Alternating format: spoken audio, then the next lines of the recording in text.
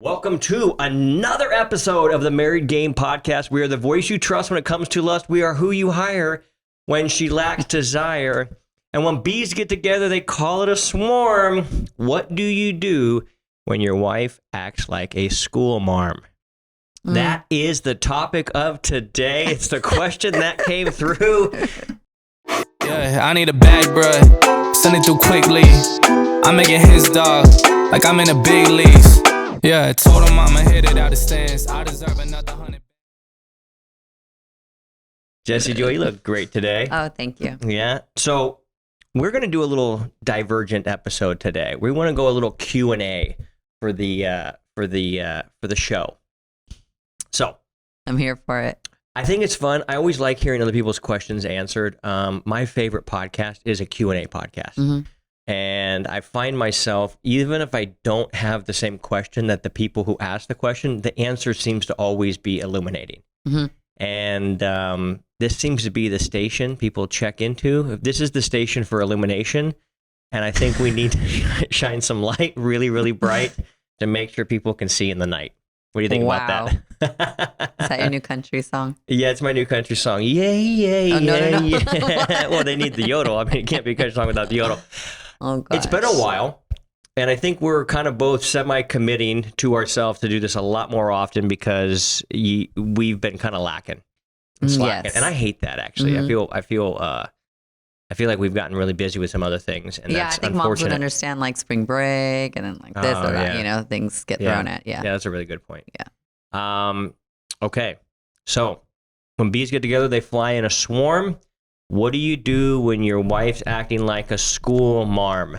I don't love that one, but we'll work on it. Well, that was a question that came up this week. So we're going to kind of take some questions that come from our group, maybe revitalize them a little bit. We're not going to use any names or call anybody out, but the scenario went something like this. Context. The guy makes lunch for his kids' school 3 to 4 times a week. And the wife laid out some stuff for the kids' lunch that morning.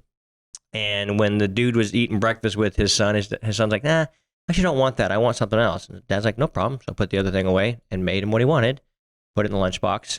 And as they're leaving, she said, and I'm going to use the tone he used on me to try and dictate what happened. And she said something to the effect of, did you make his lunch?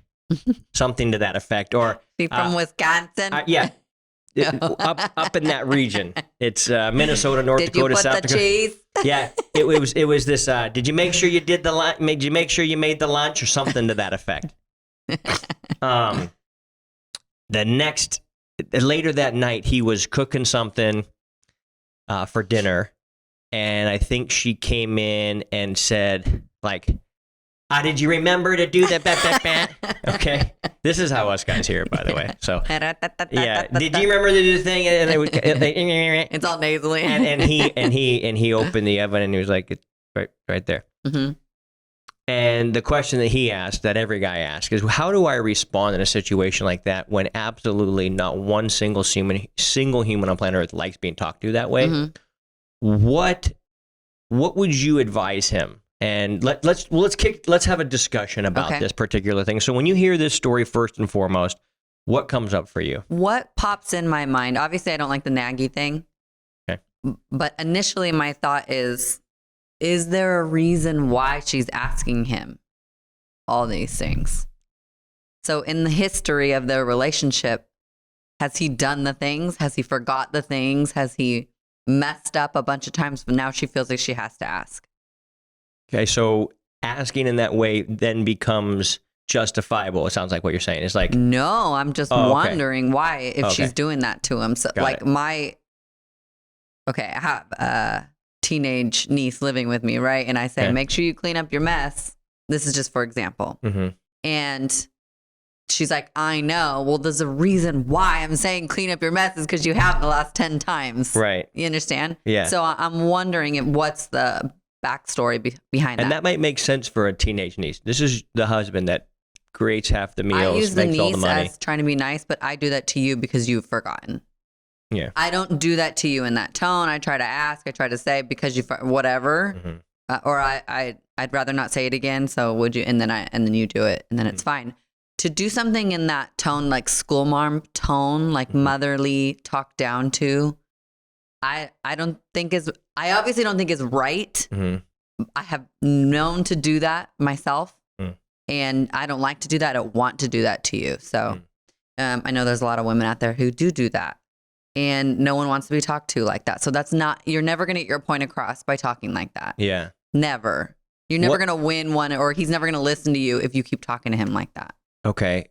So you know how I like to switch the role on everything. Totally. What? And I want to give you my answer, and then I want to tell you what the conclusion was and what he did and actually what happened. It's pretty freaking magical, actually. But what is the opposite? Like, what is that scenario, but like flipped for the girl and the guy? Meaning, You tell me. no, I'm asking you. Oh, do you have one? Well, guys don't like it when the ladies school-marm them. No, I Yeah. don't. So like, what's the opposite? What does a guy do? Does he act like a dad? Is he a dickhead? I mean, those are the two things. He either dads her or he's a dick to her. So, but I'm asking you as the female, what do you think? What is the equivalent that a woman are always like, oh, I fucking hate it when he does that? I don't know. To that specifically, I mean, there's a lot of things that are Think about it, frustrating. and I'll tell you what happened. And then, because if we can crack what the women's part is, Yeah. the guys can.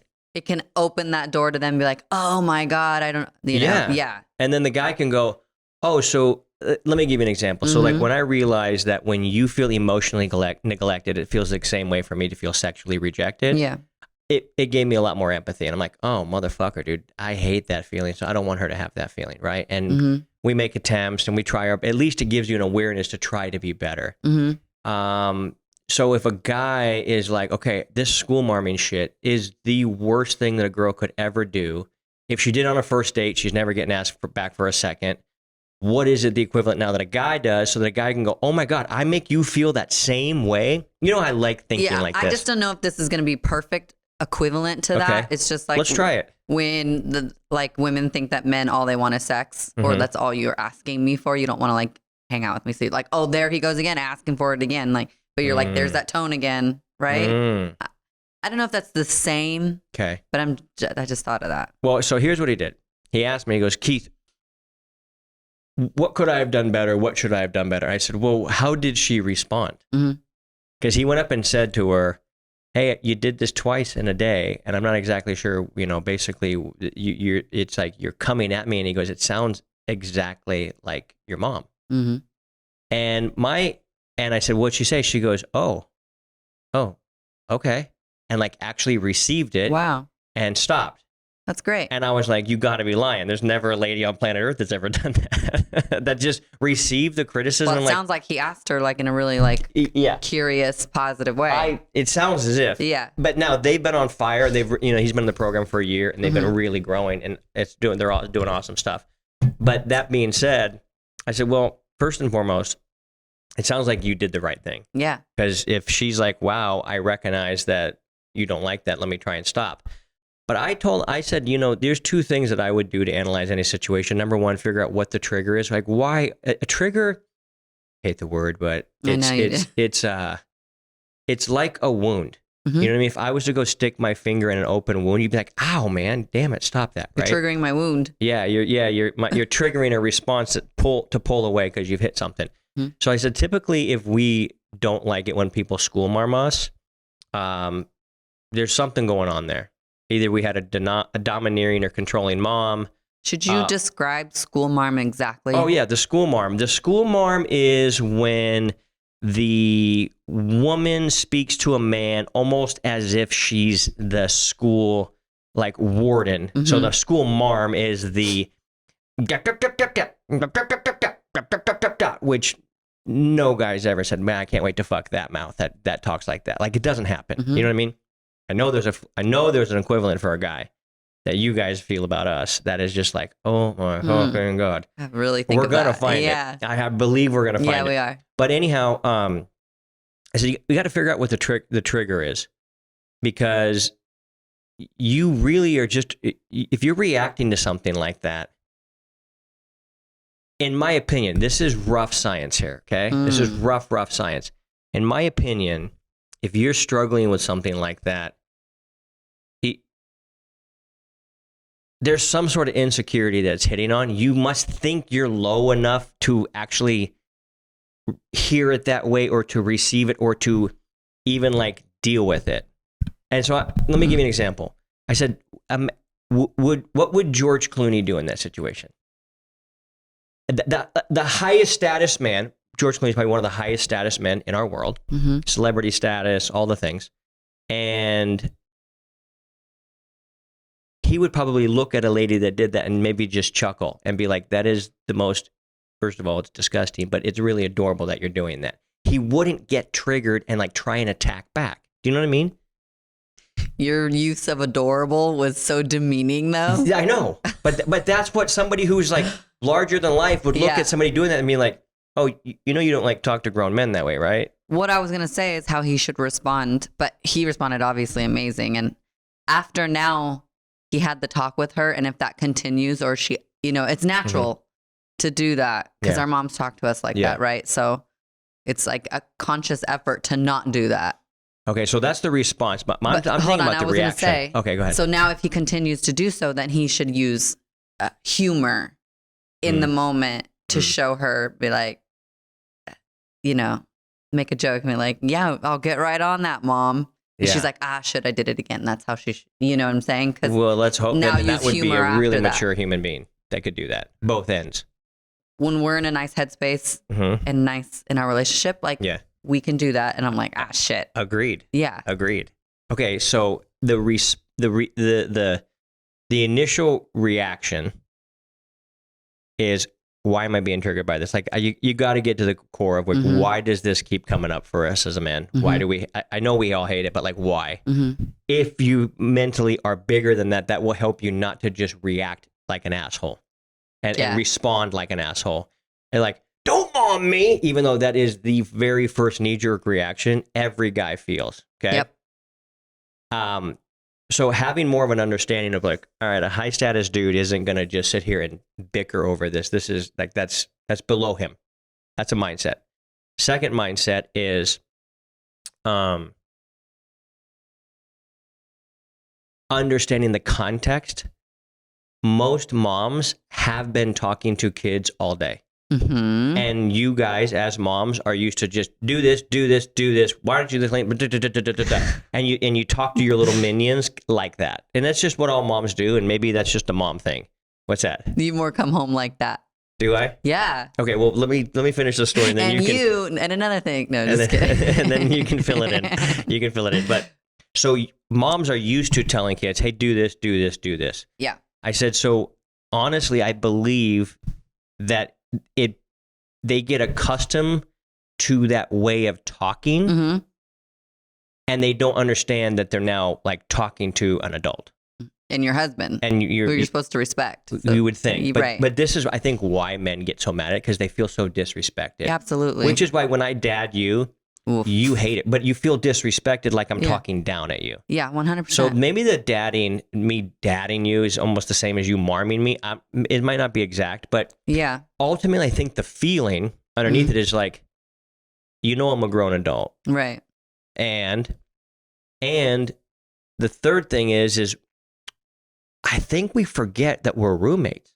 I think that like, we don't want to just be a roommate, but you actually are a roommate. Your shit laying around, I'm going to trip on it, and vice versa.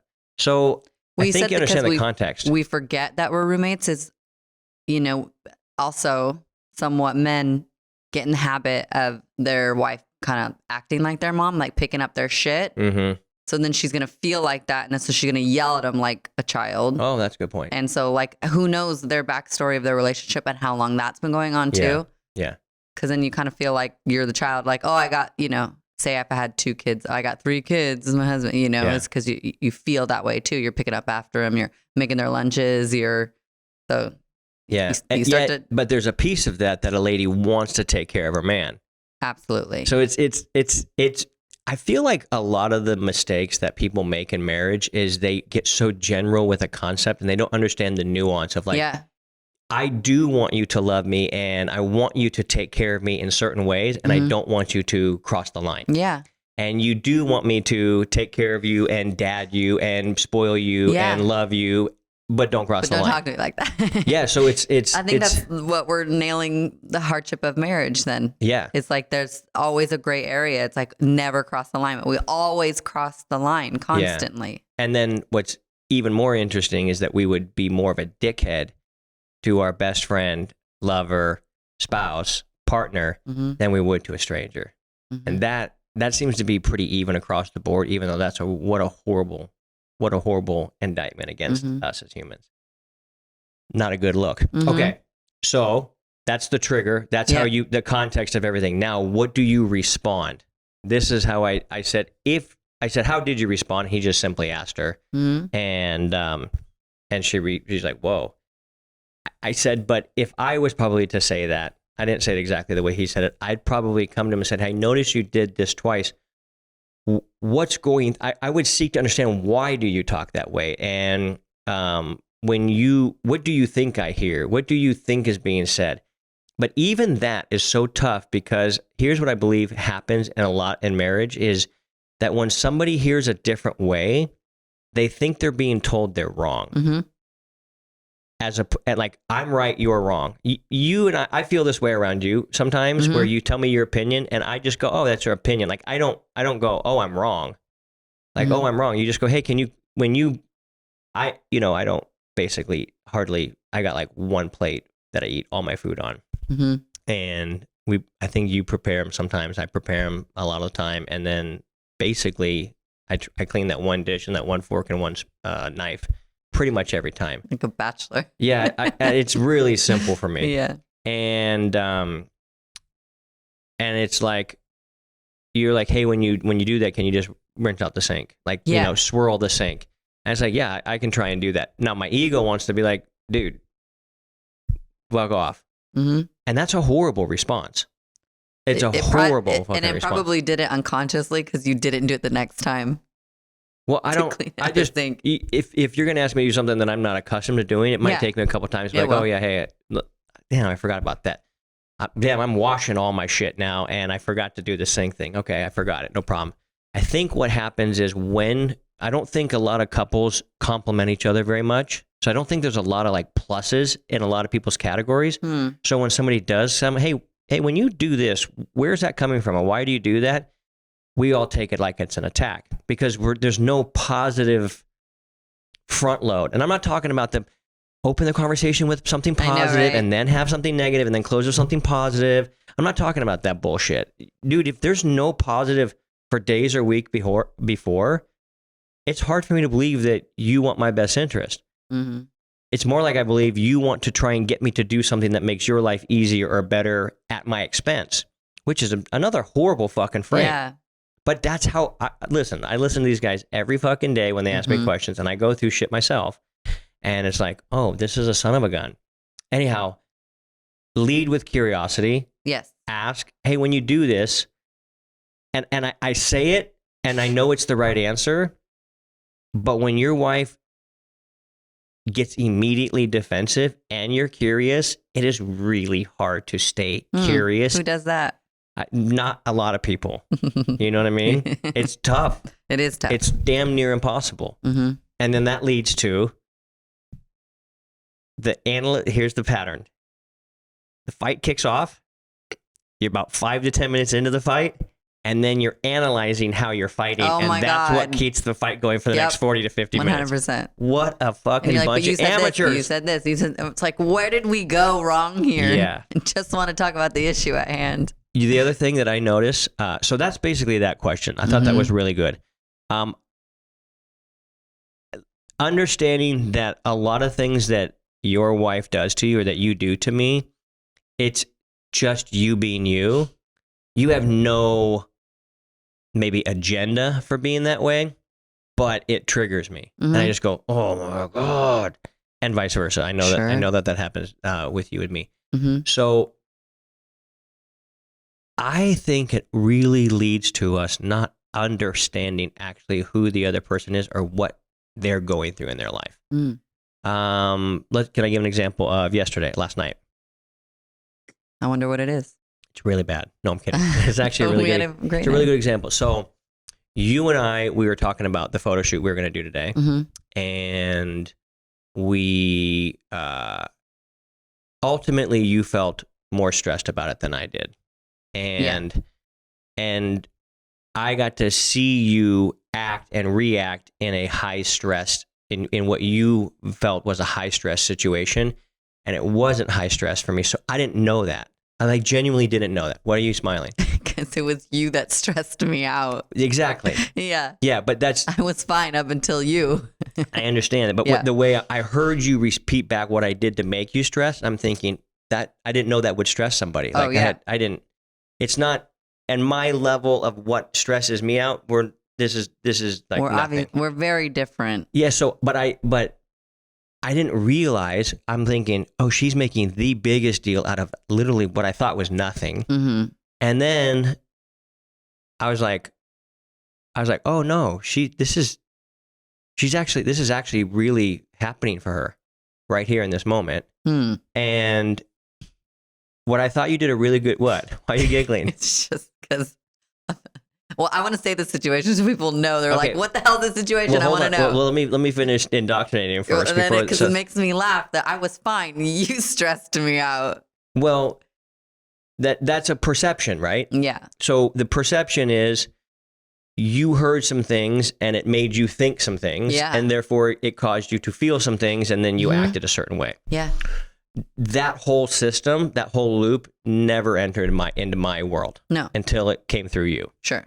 So my initial reaction is, dude, you are freaking out about nothing.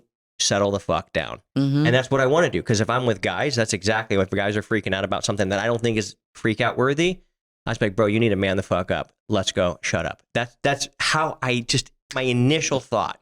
Yeah. And I realized I've done this our whole marriage. Things that cause you a problem, like in your head, they're problematic for you. And I look at them and I go, that's not a problem. You said it's like knowing the person, knowing me.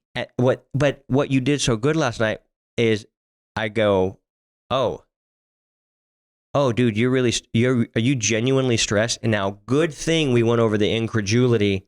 That tone. is 100% true, because I would have been like, thing that saved us.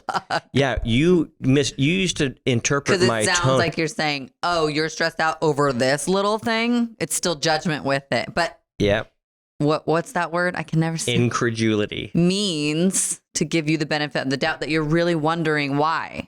I'm incredulous. Like, oh, this sounds incredible. I can't believe this is happening. Yeah. Tell me what's going on. Yeah. And before we just learned that, I would have been like, yeah, I'm stressed out over this thing just because you're not, I am. Like, we're different. That doesn't make you any better than me. That's but what you it used to like. interpret my incredulity. Oh, 100%. But you used to think I was like judging you and talking shit on you when I was like, oh, wait. And so last time I'm like, wait a second. Are you really, is this stressing you out? Yeah, I tried to stay incredibly calm. Yeah. And I was like, oh shit, I don't know how to have empathy for this because this isn't a thing. Mm-hmm. I don't know how this is a thing. I didn't understand how it could have been a thing. And that also sounds like you're saying, and this is not a thing because it's not a thing for you. It wasn't a thing for me. That's my whole point. Yeah. It's still, but the choice of words too, because even last night when I was like I was trying to stay calm and you were still saying those words, I was like, give the benefit of the doubt. Yeah. He's really asking. He's not demeaning me. But yeah, I still felt like that even you kept talking. I was like, yeah. It's like this. Because that's what we fight about is like what we're fighting about. Yeah. It's not even the thing. It's we're fighting how we fight. And I could see you wanted to resist at first. I was like, and I was like, yo, it's incredulity. Stay calm. I'm seeking now to actually understand what you're going through because the world you and I are living in right now, yours is on fire and I'm in paradise and I don't know what's going on. Yeah, I was like, stay calm and just explain. Yeah. Just explain. So yeah, we both stayed calm. And then after it was done, I was able to come up and go, I actually feel stressed out about something going on in my life. And I fucking hate the feeling of being stressed out about anything. Yeah. And I was like, dude, I'm really sorry that you're stressed out. That is so hard for both egos to be able to, if I'm looking at you and if I see you stand in a puddle of water that's 2 inches deep and you like start bawling, crying, and you're like, I'm deathly afraid of drowning. That's what a guy looks like. That's what it looks like.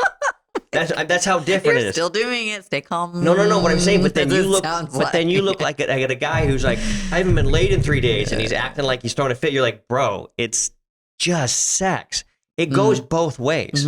That's true. But that's how the other spouse feels. They see somebody going.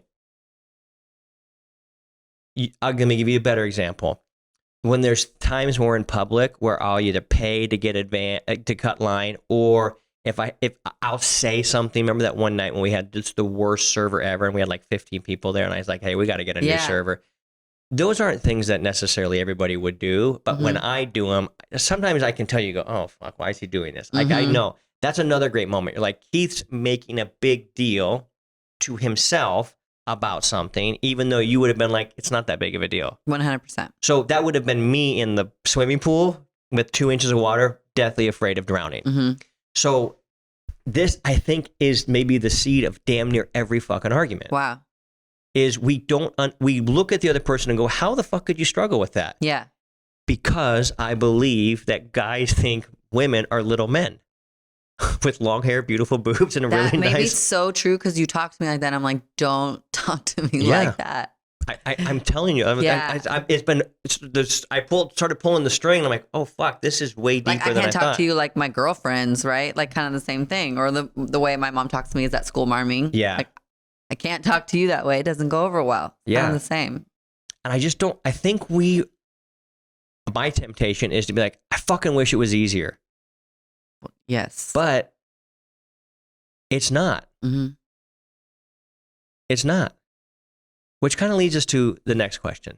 So, at any rate, that was I saw you really trying your best to put into practice what we learned, and I was trying to do it as well. I give us a B+, where that could have been that could have been bad. That could have degenerated into a real D- situation. All today would have been fucked for sure. I know, and yet we did it. But here's the thing: I had to act against my nature, and so did you.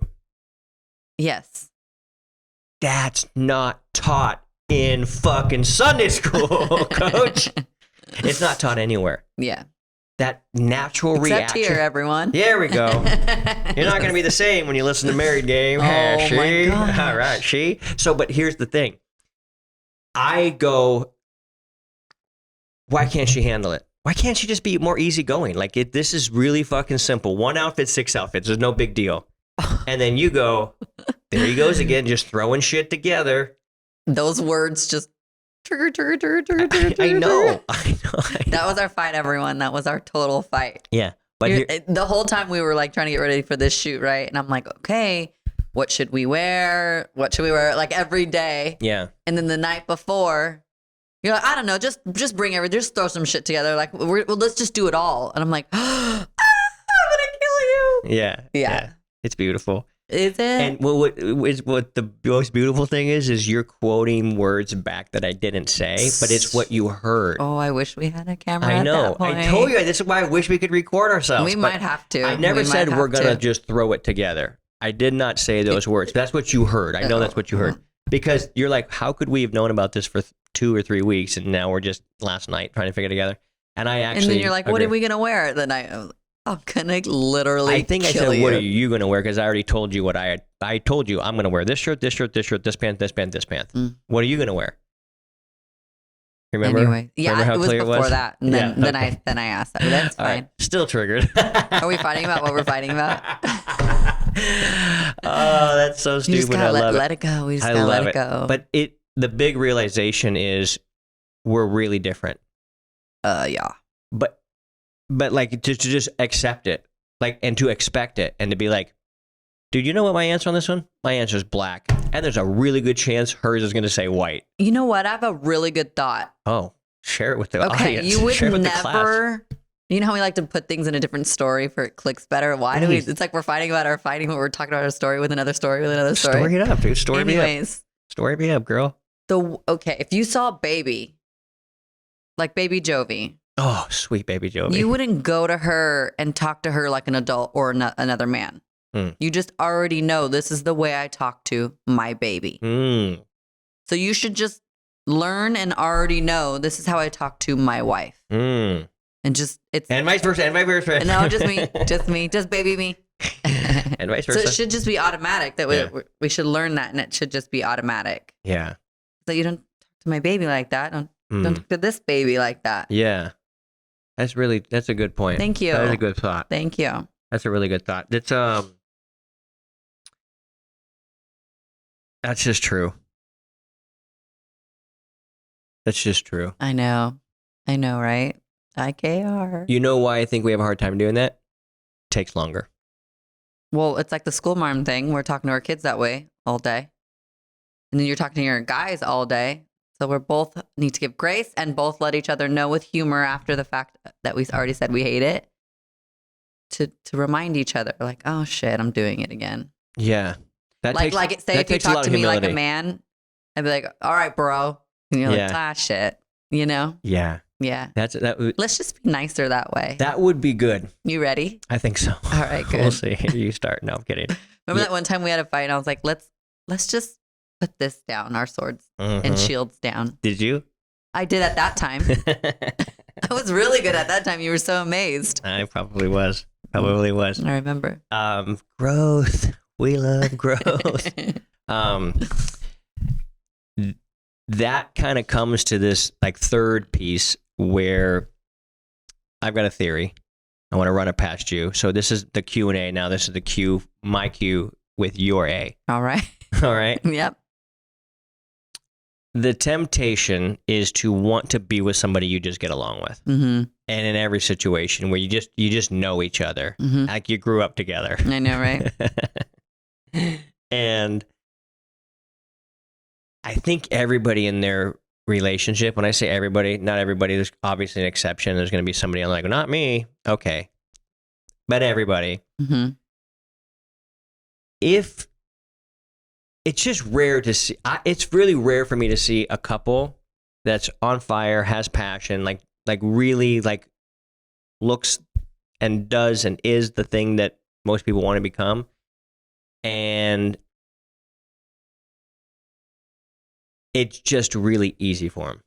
Mm-hmm. Like their personalities are just easy. Like yours and I personality isn't always the easiest to get along with. How dare you? Together. You know what I mean? Yeah. There are times where it's easy peasy. There are times where I'm like, no, I want this. We're getting this. And I don't give a fuck what anybody says. We're doing it. And there's times where you're like, we're doing this and we're doing this. And I get it too. The theory is that if you get along too well with somebody, like you get along super well, personality wise, that attraction usually fizzles within a couple years. Mm-hmm. And the couples that at their core might be a little bit different or go after things or go about things a little differently, there's more of an attraction because of the polarity as opposed to the sameness. What do you think about that?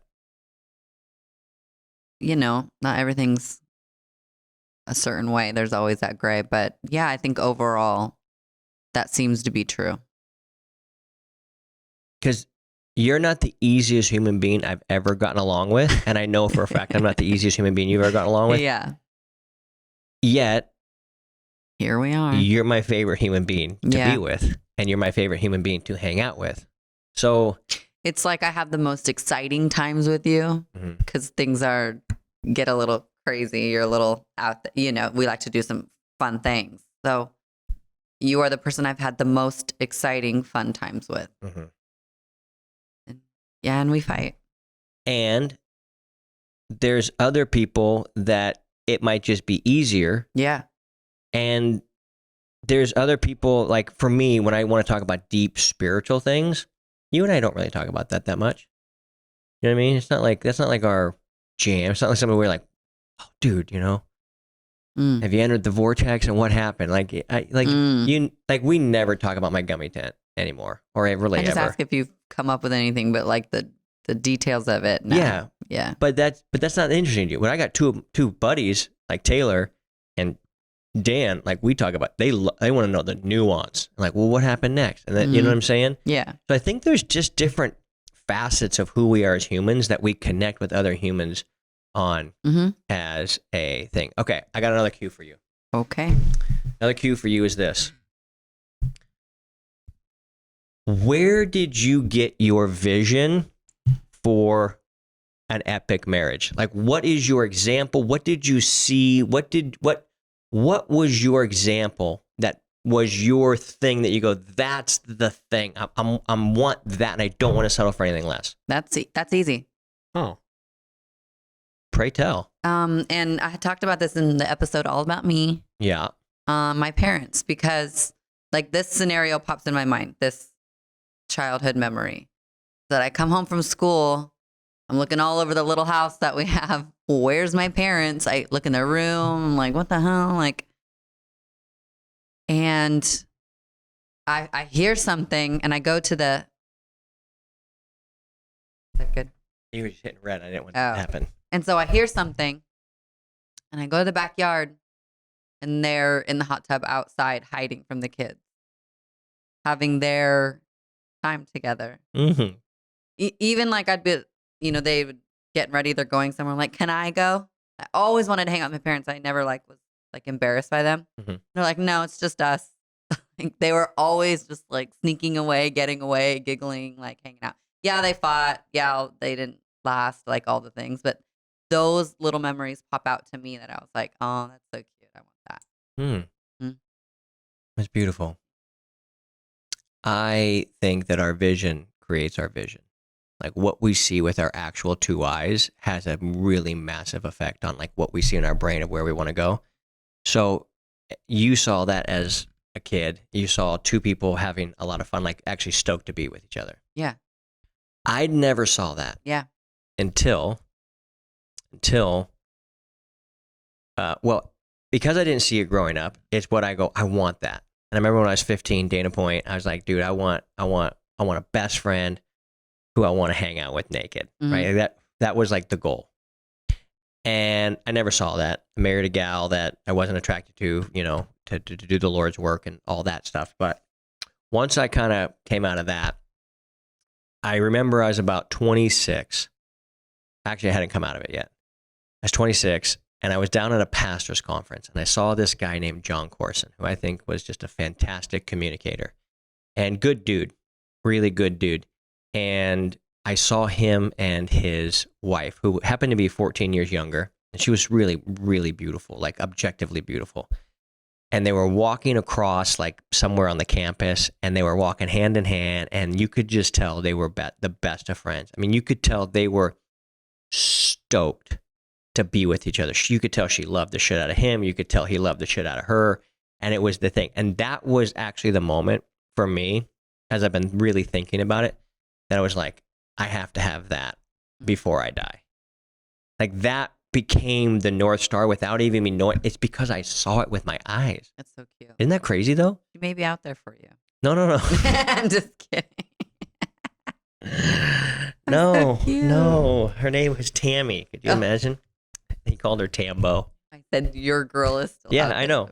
Yeah, I'm going to find her. Oh, You're going to help me. so sweet. All right. Well, I think that when I understood that when you see something, you can't unsee it. And you go, why would I want anything less than that? And what's cool is that's what people tell us when they hang out with us. A lot of the guys from Married Game, when they come out or they ascend Brotherhood, they're just like, when I see you guys hang out, that's the vision. So somehow we created it. You wanted your best friend hiding in the hot tub. yeah. I wanted my best friend walking around, going up and speaking and doing my thing. And we got it. That's so cute. And we get to argue Yay. and learn about each other and understand that we're very different human beings. Anything else you want to close out on? Nah, I'm excited. You are, aren't you? All right. With that being said, listen, don't be a nerd. Spread the word. Share this with somebody. If you have a really good insight or you got something that exciting, post it on social. Tell us what it is. Email us at support@keithyaki.com or flood our DMs with whatever your favorite thing you learned going through here or a scenario. Or if you have a question, Exactly. send us questions because we want to answer Those are so fun. them. They are actually a lot of fun. And with that being said, Keep crushing it. That shite is contagious.